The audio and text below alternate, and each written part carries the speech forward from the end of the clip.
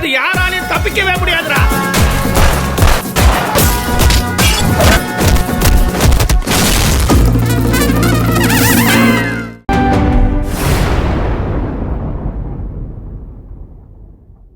வணக்கம் மேடம். இந்த குடும்பமே ஒரு காட்டு மிரடி குடும்பம். எங்க கண்ணு முன்னாடி எங்க அப்பாவை என் புருஷன்ற பேர்ல உட்காந்துருக்கானே அவன், இந்த பக்கத்துல ஒருத்தி உட்காந்துருக்காளே அவளோட ஆளுங்க எல்லாருமா சேர்ந்தா அடிச்சு கொண்டுட்டாங்க. நிறைய பார்த்தாச்சு மேடம்.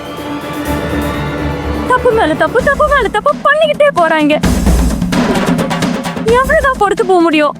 முடியல மேடம். மொத்தமா மனசு விட்டு போச்சு. நானும் ஒரு பொம்பளை பிள்ளை வச்சிருக்கேன் மேடம். அந்த பொம்பளை பிள்ளைய பத்தி கவலையே படாம அவன் அண்ணன் ஏவி விட்டு வேட்டதாயாவே வாழ்ந்துகிட்டு இருக்கான்.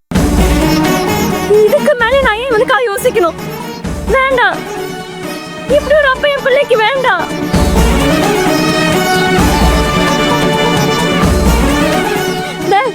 இந்த கதிர்வேலு, இந்த பக்கத்து உட்காந்துருக்காரு அறிவுக்கரசி, பக்கத்துல நிக்கிறானே முல்ல, அவன் ஏவி விட்டு ஆளுங்க என் கண்ணு முன்னாடி அவங்க அப்பாவை அடிச்சாங்க, கொண்டுட்டாங்க. அந்த மனசு ரொம்ப பாவம் மேடம். எதுவுமே அறியாதவர் மேடம். இதுக்கு மூல காரணம் யார் தெரியுமா? இந்த காரப்படியாம வெள்ளை வெட்டி சட்டை போட்டிருக்காரு இந்த குணசேகரன். இவர்தான் கொல்லுடா அடிடா கேட்டுக்கிட்டே இருக்கு.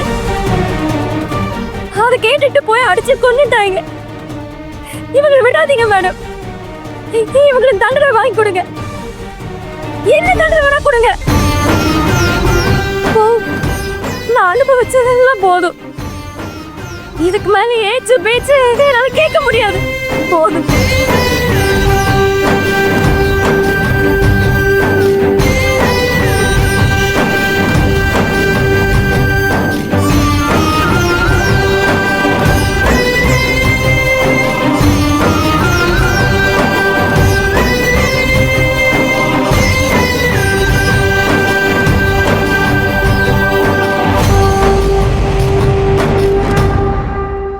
அம்மா,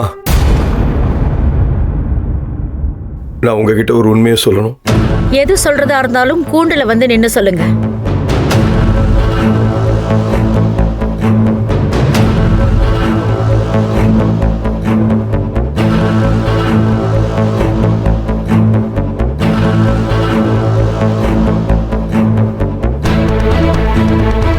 வணக்கம். நீங்க யாரு? குணசேகரனோட மூத்த தம்பி ஞானசேகரன்மா. இந்த கேஸ்ல அவர் என்ன சேர்க்க வேணாம்னு சொல்லிட்டாரு. சரி, நீங்க சொல்ல நினைக்கிறத சொல்லுங்க. மா, இந்த பொண்ணு சொல்ற மாதிரி நடந்தது எல்லாமே உண்மைதான்.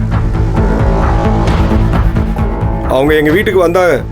அவர் அடிப்பட்டதுல தான் அவர் இறந்தார். அதுவும் உண்மைதான். ஆனா எங்க வீட்டு பொம்பளையாள எல்லாம் சொல்ற மாதிரி அடிச்சது என் தம்பி கதிர்வேலோ இல்ல இந்த அறிவுக்கரசியோ கிடையாது. எங்க அண்ணன் சொல்லி யாரும் செய்யல. அவரை அடிச்சது நான் தான். என்னையா பேசுற? நீ என்ன பேசிக்கிறீங்க? தெரிஞ்சுதான் பேசுறியா?